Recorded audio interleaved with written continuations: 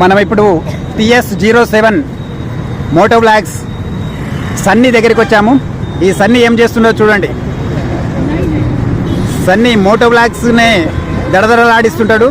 అలాంటిది తన చేతివాటంతో ఈ ముంజలను తీసేసి సాయంత్రం వేళ ఇక్కడ చక్కగా అందరికీ అందిస్తుండు.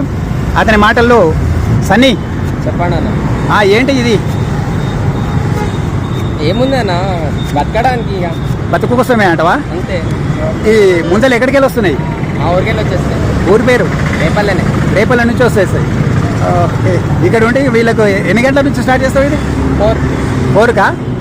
4 నుంచి ఎప్పటి వరకు? ఇది అయిపోయే వరకు అంతే. అంతేనా? 2 అవర్స్లో అయిపోతాయి. 1-2 అవర్స్లో.